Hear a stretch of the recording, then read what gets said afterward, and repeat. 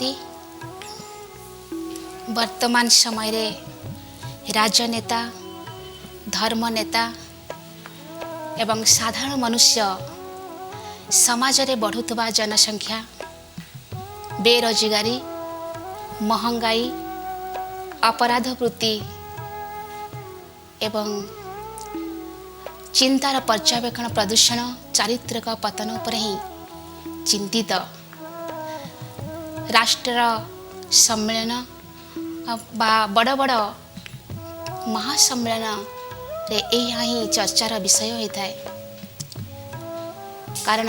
वर्तमान समय रे संसार विनाश आड़कू जपरी तीव्र गति रे जाउची सेथिपाई ताऊ केमिति रखा जाई परिबो मानवर मूल्य बा सभ्यता किपरि नष्ट होबा को जाउची ताकू केमिति टाली होई परिबो सेथिपाई समस्ते चिंतित देखा जाए जे वर्तमान समय रे समाज एपरी पंपा समाजर वृक्ष एपरी पंपा हो गलानी जहा फल रे जेकोसी छोटिया तोफान आसिले मध्य नष्ट हो जिवार संभावना रही। तेणु वर्तमान समय रे आसंतु विचार करिबा जे एपरी एक सुस्थ समाज गठन करिबा एपरी आमे चरित्र निर्माण करिबा जोंठी देखा जाए आर्थिक संपन्न स्नेह प्रेम सहिष्णुता एकता एवं चरित्रर श्रेष्ठता थिबो किंतु या पूर्व चिंता करिबा दरकार जे प्रकृत रे आज वर्तमान समय रे समाज रे एपरि दुर्दशा हेला किपरि सेथिपाई दायी किए जदि देखा जाए एवं यदि विचार सामना को अणा जाए तेबे नैतिक एवं चारित्रिकर अधपतन अनैतिक अमानवीय मूल्य जो काम क्रोध लोभ मोह आउ अहंकार ईर्ष्या द्वेष घृणा यार बशवर्ती होई मानव आज जो कार्य कर चली देखा जाउची वर्तमान कामर विकार एपरी बसीभूत हो जाइछि जनसंख्यार वृद्धि हवा सहित बेरोजगारी एवं महंगाई मध्य वृद्धि होउछि एवं ता सहित भ्रष्टाचार मध्य दिन को दिन बढ़ी चलीछि। क्रोधर बशवर्ती होई मानव आज जो कार्य करुछि जो थारे आतंकवाद लड़ाई झगड़ा विभिन्न प्रकार समस्या सृष्टि करुछि एपरिकी आणविक अस्त्रर मध्य तैयारी कर साराणी जो थे समाज मध्य नष्ट हवा को बसिलाणी एवं मोहर बशवर्ती होई आजिर मानव एपरी होइचंती जे वर्तमान राजनेता माने वृद्ध हेले मध्य तांकर गद्दी छाड़िया को से माने प्रस्तुत नुहंती। तेणु वर्तमान समय रे आज एपरी आज समाज पहुँची आम चरित्रर अधपतन पाई कई कई लोक कहती जे प्रकृत रे आमे केबे मिछ कहूनु आमे केबे कहारी को खून करूनु बा केबे कहा को आमे धोखा देइनु कि देखिया पाई गले अन्य को धोखा न दियंतु अन्य को खून न करंतु किंतु निजर आत्मार खून से निजे ही करथांती। कारण देखा जाए जे जेतेले कोनोसी मनरे हमर श्रेष्ठ संकल्प बा कोनोसी श्रेष्ठ विचार आसी थाए तो बेले बेले आमे ताकू दमन करी आम तार विपरीत कार्य बसीभूत हो जाऊ बा विपरीत कार्य करिथाऊ। तेणु यह मध्य खून सहित सामान होता है। तेणु वर्तमान समय ए चरित्रर एते अधपतन हो जाइछि आउ सबुठी यहाँ ही चर्चार विषय होउछि आउ समस्ते हृदयंगम करचंती जे प्रकृत रे वर्तमान समय रे आमर चरित्रर नवनिर्माण किपरि होई परिबो जहा द्वारा एक सुस्थ समाज एक सुंदर सरस सुंदर सदैवी राज्य केमिति परिणत होई परिबो सेतिपई आमर व्यक्तिर चारित्रिक निहाती आवश्यक रही। तो वर्तमान समय रे कह जाउछि आमर आचार सहित विचारर संबंध रही चरित्रर चित्र सहित संबंध रही। कारण जेतेबेले आमे संकल्प करिथाउ प्रथम तापर आमे ताको कर्म इंद्रिय प्रयोग करथाउ। तो कहीं कहीं कहती ଯେ ଚରିତ୍ର ଚିତ୍ର ସହିତ କ'ଣ ସମ୍ବନ୍ଧ ରହିଛି। କିନ୍ତୁ ଦେଖିବା ପାଇଁ ଗଲେ ଯଦି ଆମେ କହୁଛୁ ଯେ ପ୍ରକୃତରେ ଏଇ ଆଖି ଆମର ଏଇଠି ଅଛି, କିନ୍ତୁ ଆମ ମନରେ ଯଦି ସେପରି କୌଣସି ବିକାର ଭାବନା ଆସିଥାଏ ତେବେ କୁହାଯାଏ ତ ତା'ର ବାସନାର କର୍ମ ସେ କରି ବସିଥାନ୍ତି। ପୁଣି ମନରେ ଯଦି ଶୁଦ୍ଧ ବିଚାର ଆସିଯାଏ ପୁଣି ସେଇ ଦୃଷ୍ଟି ଅନ୍ୟକୁ ଭଉଣୀ ବା ଆତ୍ମା ଭାଇ ଦୃଷ୍ଟିରେ ସେ ଦେଖିଥାନ୍ତି। ଠିକ୍ ସେଇଭଳିଆ ଏହି ହାତ ରହିଛି, ଯଦି ମନର ଭାବନା କାହା ପ୍ରତି ଦୟାର ଭାବନା ଆସୁଥାଏ ତେବେ ସେ ଅନ୍ୟର କଲ୍ୟାଣ କରି ବସିଥାନ୍ତି। ଆଉ ସେହି ମନ ଯଦି କୌଣସି କ୍ରୋଧ ଉତ୍ପନ୍ନ ହୋଇଥାଏ ତେବେ ସିଏ କୌଣସି ଅନ୍ୟର ଅନିଷ୍ଟ ମଧ୍ୟ କାର୍ଯ୍ୟ କରି ଅନ୍ୟକୁ ଦୁଃଖ ପହଞ୍ଚାଇଥାନ୍ତି। ତେଣୁ ବର୍ତ୍ତମାନ ସମୟରେ ଆମେ ସମସ୍ତେ କୌଣସି ନା କୌଣସି ଚିତ୍ର ବା ଲକ୍ଷ୍ୟକୁ ସାମ୍ନାରେ ଆଣିବା ଦରକାର। କୁହାଯାଏ ବର୍ତ୍ତମାନ ସମୟରେ ଯଦି କେହି ରାମଙ୍କ ଭକ୍ତ ହୋଇଥାନ୍ତି ତେବେ ସେ ରାମଙ୍କୁ ହିଁ ଅନୁକରଣ କରିଥାନ୍ତି, କାରଣ କୌଣସି ବ୍ୟକ୍ତିର ଚିତ୍ରକୁ ହିଁ ସ୍ମରଣ ସେ କରିଥାନ୍ତି ଆଉ ସେହି ଅନୁସାରେ ନିଜକୁ ଅନୁଗାମୀ ବନେଇଥାନ୍ତି। ତେଣୁ ରାମଙ୍କ ଭକ୍ତ ରାମଙ୍କ ଅନୁକରଣ କରିଥାଏ, ସେହିଭଳିଆ କୃଷ୍ଣର ଯେଉଁମାନେ ପ୍ରଶଂସକ କୃଷ୍ଣକୁ ଅନୁକରଣ କରିଥାନ୍ତି। କେହି ମହାତ୍ମା ଗାନ୍ଧୀକୁ କରିଥାନ୍ତି ତ କେହି ବିବେକାନନ୍ଦଙ୍କୁ କରିଥାନ୍ତି, କେହି ଶିବାଜୀଙ୍କୁ କରିଥାନ୍ତି ତ ଆଉ କେହି ବିନୋବା ଭାବେଙ୍କୁ କରିଥାନ୍ତି। ତ ବର୍ତ୍ତମାନ ସମୟରେ ଦେଖାଯାଉଛି ସାଧାରଣ କ୍ଷେତ୍ରରେ ଯେ ବର୍ତ୍ତମାନ ଅଭିନେତା ଅଭିନେତ୍ରୀମାନଙ୍କୁ ଚିତ୍ରରେ ରଖି ତାଙ୍କ ନିଜର ବେଶଭୂଷା ପୋଷାକ ଚାଲିଚଳନ ଠିକ୍ ସେହି ପ୍ରକାର ଅନୁକରଣ କରିଥାନ୍ତି। କିନ୍ତୁ କହିବାର ଯଥାର୍ଥତା ହେଉଛି ଯେ ଆମେ ଯେମିତି ନିଜକୁ ବନାଇବା ପାଇଁ ଚାହିଁବା ତେଣୁ ନିଜର ଗୋଟେ ଚିତ୍ର ସାମ୍ନାକୁ ଆଣିବା ଦରକାର। ଅର୍ଥାତ୍ ଆମର କୌଣସି ଶୁଦ୍ଧ ପାବନ ଦେବୀ ଦେବତାଙ୍କର ଚିତ୍ର ଯେଉଁମାନେ କି ଦୈବୀ ସଂସ୍କାର ଯୁକ୍ତ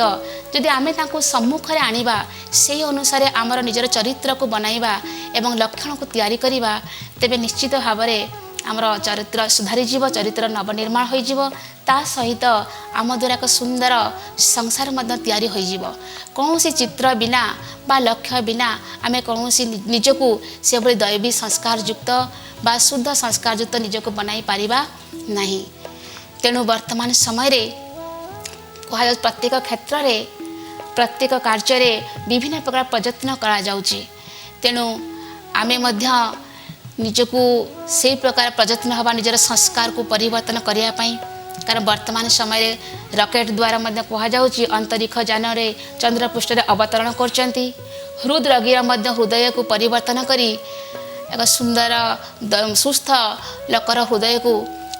ଆରୋପିତ କରୁଛନ୍ତି। ତେଣୁ ସେହି ପ୍ରକାର ଆମର ସଂସ୍କାର ବର୍ତ୍ତମାନ ଆସୁରୀ ସଂସ୍କାରକୁ ମଧ୍ୟ ଦୈବୀ ସଂସ୍କାର କିପରି ପରିଣତ କରାଯାଇପାରିବ ଏ ବିଷୟରେ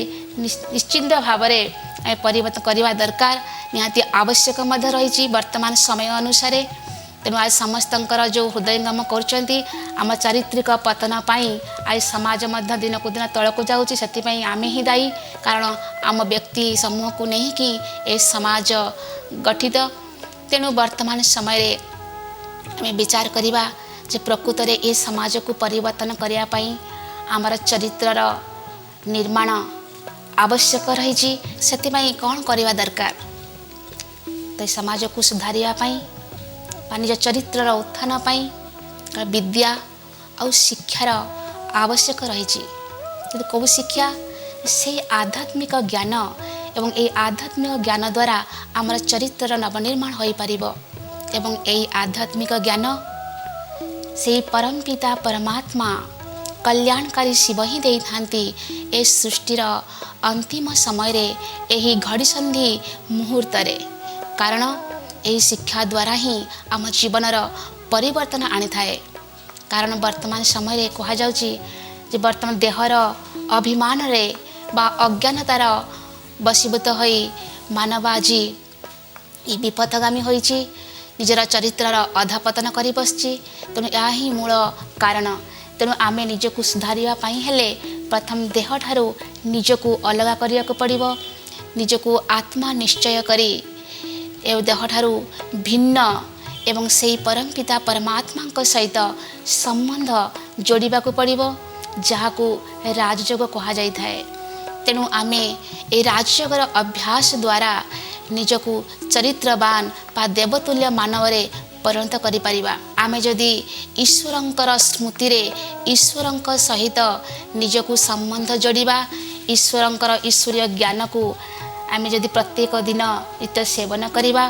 तो निश्चित भाव में आमर चरित्र नवनिर्माण हो पारिबो। आमर संस्कार मध्य देवतुल्य संस्कार परिणत हो पुनर्बार आमरी द्वारा ए संसार मध्य देवतुल्य बा दैवी संस्कार युक्त मानव रे परिणत हो सुनार देश सुनार भारत भूमि गढ़ी उठिबो। तेणु आमे प्रथम जो विचार करथिले प्रकृत में आम चरित्र ही ए समाजर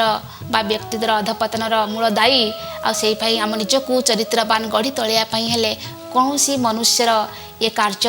होई न थाए। या कार्य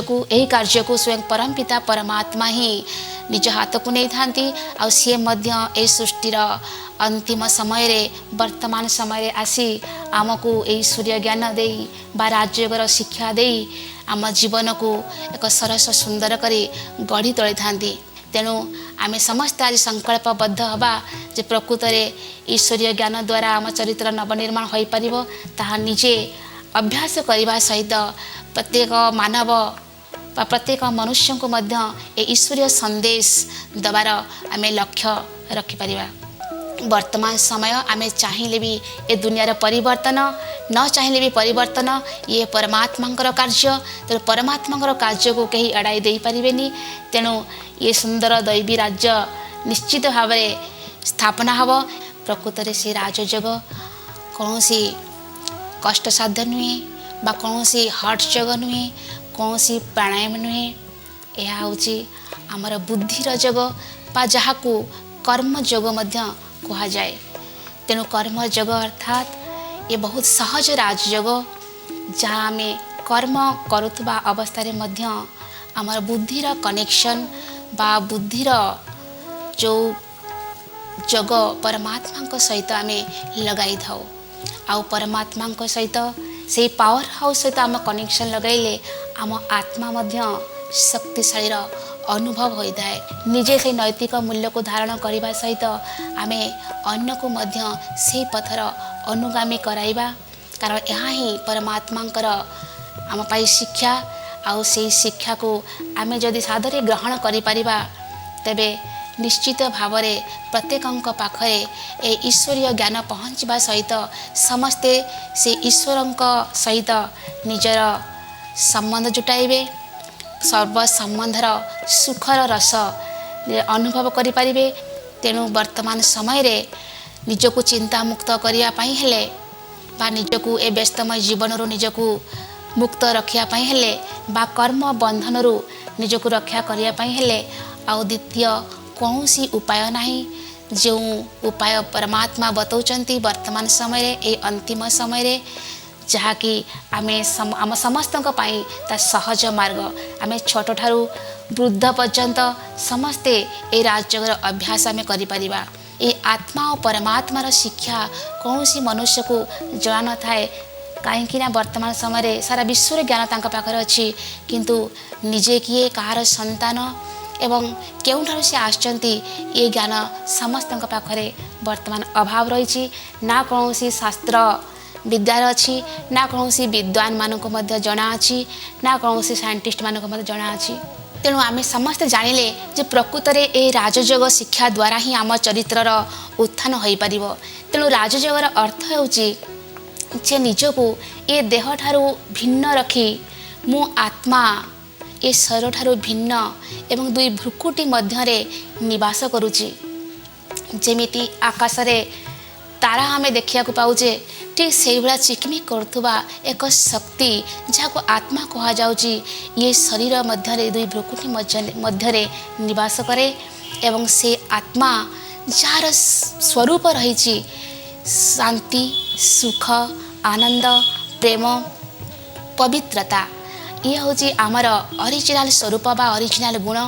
जहाँ को भूलिकी आम केवल देहर अभिमान बशवर्ती होई आज बेकार बशवर्ती होचंती किंतु आम निजको देहर अभिमान ठारू निजको दूर रखी देही अभिमानी बा आत्मा अभिमानी हबार अभ्यास रखिबा एवं आत्मा शांतिर स्वरूपर स्थित रही निजर से परम पिता परमात्मा कल्याणकारी शिव पिता सहित केमिति से संबंध जोड़ब एवं ता द्वारा आमे शक्तिर अनुभव करि परिबा ए भौतिक दुनिया ठारू एही सूर्य चंद्र तारा नक्षत्र ठारू बहु ऊर्ध्वरे जोठारे मु आत्मा मोर ओरिजिनल घर बा से निराकार दुनिया परम धाम शांति धाम बा निर्वाण धाम जोठारे मु आत्मा ये रंगमंच को आसी अभिनय करुची तो मु ये रंगमंच ठारू अनेक दूर से निराकारी दुनिया अनुभव करी आउ मो सम्मुखरे से सर्वशक्तिवान परम पिता परमात्मा जहाँ ठारू सर्वशक्तिर किरण मो आत्मा रे पड़ुची एवं मु आत्मा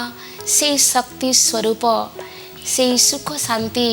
पवित्रतार अनुभव करी निजको बहुत शक्तिशाली अनुभव करुची निजको बहुत चिंतामुक्त अनुभव करुची बहुत रिलैक्स अनुभव करुची सर्वशक्तिमान ठारू सर्वशक्तिर किरण नहीं निजको रिलैक्स अनुभव करी शक्तिशाली अनुभव करी धीरे धीरे से निराकार दुनिया मु तलको आसुची जोठारे ये कर्ममय जीवन कर्म बंधन ये जीवन संसार रे मो आत्मा को पुनर्बार से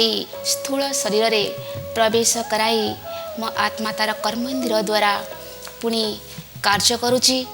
आउ यहाँ ही बारंबार अभ्यास करवा आम कर्ममय जीवन रे थाई कि मध्य निजको जत्तिकी समय आमे आमर अवसर समय मिलता है बार बार आम ऊपर को जीवार अभ्यास करवा से ही शांति धाम निजको अनुभव करवा यहाँ ही प्रकृत में आमर राजयोग तेणु आपण सादर निमंत्रण निश्चित भाव में आपण मैंने आसतु निकटस्थ सेवा केन्द्र को एवं यार अभ्यास करंतु राजयोग अभ्यास करंतु तो निश्चित भाव में निज जीवन को आप आनंदमय गढ़ी तोलिबे यार द्वारा ही आमे आज निजको परिवर्तन करने सहित संसार को मध्य परिवर्तन करिपरिबा एवं ये ईश्वरंकर ही ये अमर वाणी यहाँ 100% ये सत्य तो निश्चित भाव में आम चरित्र सुंदर कर गढ़ी तोलिया ये राजयोग ही एकमात्र रास्ता। ओम शांति।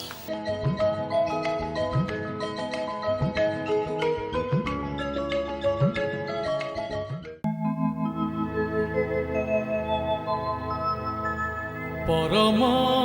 पिता हे परम आत्मा मो प्रिय बाबा शिव कलिर से संगम जुगे तुमरी आविर्भाव परम पिता हे परम आत्मा परम पिता हे परम आत्मा मो प्रिय बाबा शिव कलिर से संगम जुगे कलिर से संगम जुगे तुमरी आविर्भाव परम पिता हे परम आत्मा परम पिता हे परम आत्मा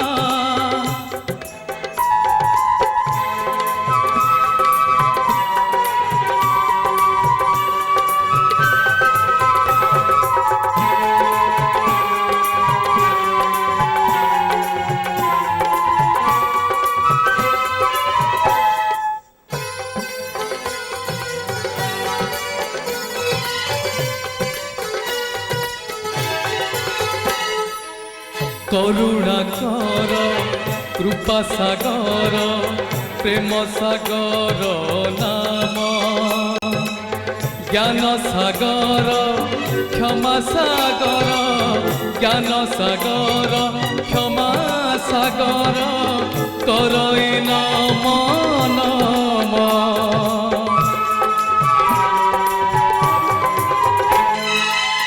करुणा कर कृपा सागर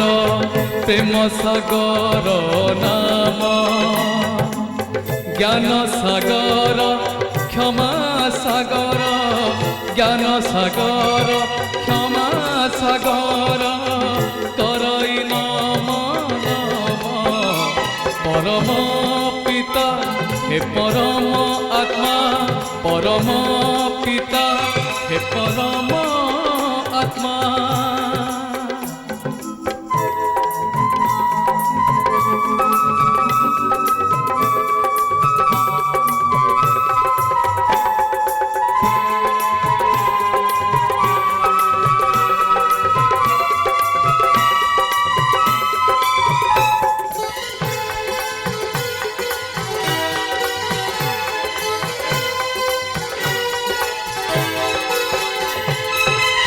পরমেশ্বর ডম্বরুধর নাম যে ত্রিলোচন ওঙ্কার মধ্যে হে পর ব্রহ্ম ওঙ্কার মধ্যে হে পরম ব্রহ্ম জ্যোতির বিন্দু সম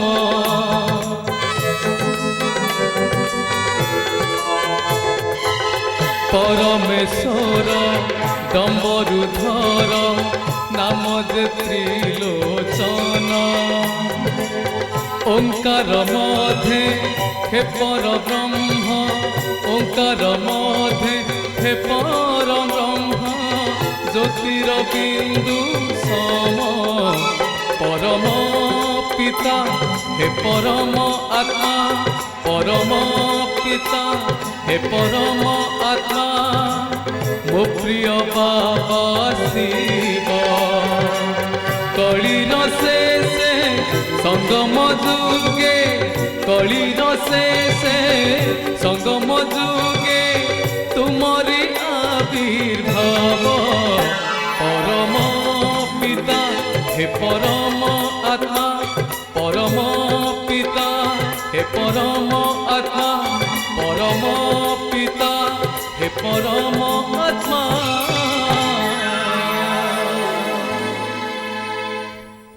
कटकरू कलिकता युव पदयात्रीगण रूपसारे वर्षा अतिक्रम करी पहुँचिले जलेश्वर सहर रे पदयात्री मानकर उमंग उत्साह 76 वर्षर दादीजींक मनरे मध्य युवत्व भरी देइथिला मथारे कलसी धरी से मध्य युवादर्शक पादरे पाद मिसाई चलीथिले जलेश्वर हिंदू मुसलमान सिख ईसाई सबु धर्मर भाई भौणी माने स्वागत जणाइथिले पदयात्री को संध्यारे साधारण सभारे भातृत्व भाव द्वारा सुखमय विश्व गठन संभव बोली बलिष्ठ जुक्ति बाढ़ी पदयात्रीगण कटकरू कलिकता युव पदयात्री ओडिशा भूमि को छाड़ी पश्चिम बंगरू बानंत बेलदा खड़गपुर मेदिनीपुर जेब्रा अतिक्रम करी पहुंचीथिले तमलुक सहर रे